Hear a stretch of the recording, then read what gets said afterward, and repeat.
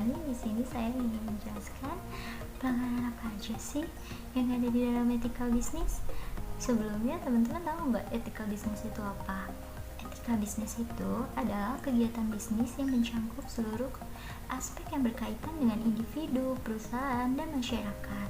Ethical business memiliki peranan penting karena dapat membentuk nilai, norma, serta perilaku karyawan dan pimpinan guna membangun hubungan adil dan sehat dengan mitra kerja, pemegang saham, ataupun masyarakat itu sendiri. Etika bisnis adalah aturan yang tidak tertulis karena cara menjalankannya dengan adil dan sudah sesuai dengan hukum yang diberlakukan negara, serta tidak tergantung pada kedudukan individu atau perusahaannya di dalam masyarakat. Etika bisnis bisa menjadi standar serta pedoman bagi setiap karyawan, termasuk manajemen, dan dijadikan sebagai pedoman untuk melaksanakan pekerjaan sehari-hari dengan landasan kejujuran, transparansi, serta sikap profesional. Lalu perusahaan apa aja sih yang melanggar suatu etika bisnis? Di sini saya punya salah satu contoh kasus pelanggaran etika bisnis suatu perusahaan, yaitu PT Paros Indonesia atau Albotil. Pasti kalian tahu kan kasus tentang Albotil ini. Nah, pada tanggal 15 Februari 2018 lalu, BPOM telah membatalkan izin edar Albotil setelah ada 38 laporan kasus terkait efek samping serius yang timbul akibat penggunaan Albotil itu sendiri oleh profesional kesehatan. Kasus ini tentunya dianggap sangat serius karena berkaitan dengan keselamatan pasien. Dalam 38 laporan kasus tersebut menunjukkan bahwa adanya efek samping Albotil yang malah memperparah sariawan yang diderita pasien dan menyebabkan infeksi. Wah, serem banget ya. Albotil yang beredar di pasaran saat ini mengandung zat bernama polikresulen dengan konsentrasi 36%.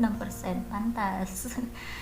Polikresulen adalah senyawa asam organik atau polimolekuler organic acid yang diperoleh dari proses kondensasi formalin atau formaldehyde dan senyawa metacresolsulfonic acid. Polikresulen yang diaplikasikan pada sariawan akan menyebabkan jaringan pada sariawan menjadi mati, teman-teman.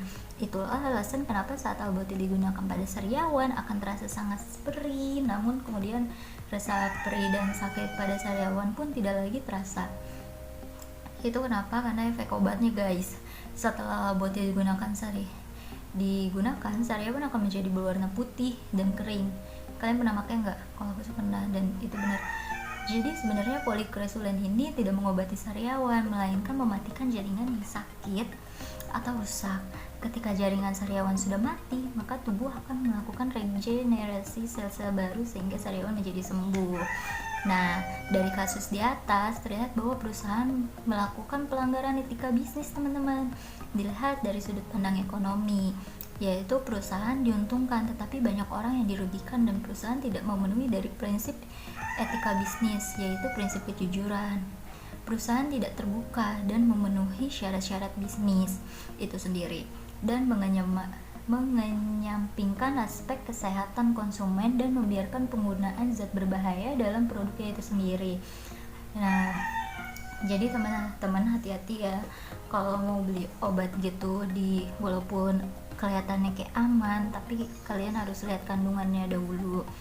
Nah, segitu aja sih dari aku. Wassalamualaikum warahmatullahi wabarakatuh.